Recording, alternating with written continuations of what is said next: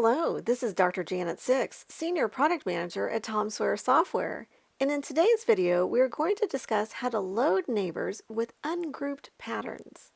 Perspectives allows you to incrementally load neighbors of selected nodes that match connectivity patterns without the need for knowledge of the Gremlin or Cypher query languages. Load neighbors also supports the ability to ungroup selected nodes in the graph pattern in order to return more specific results.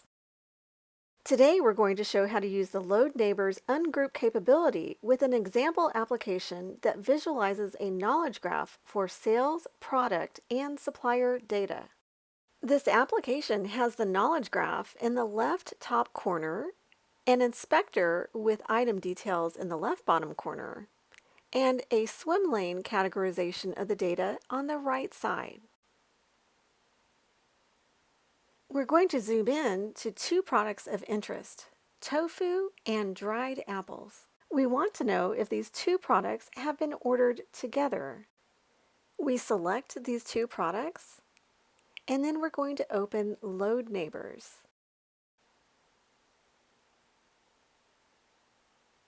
So we're going to update the Any node so that we are going to load related orders.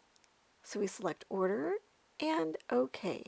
If we apply this graph pattern, then we will load orders that included tofu and or dried apples. However, we want to load orders that have included both tofu and dried apples.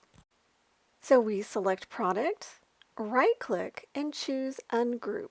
Now we have a graph pattern to load orders which include both of these products. And we click OK. And now we see the orders which have included both tofu and dried apples. In today's video, we discussed load neighbors with ungrouped patterns and how to use them.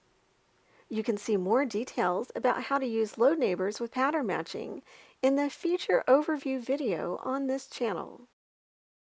Thanks for joining us. Contact Tom Sawyer Software today to start your free trial of Tom Sawyer Perspectives.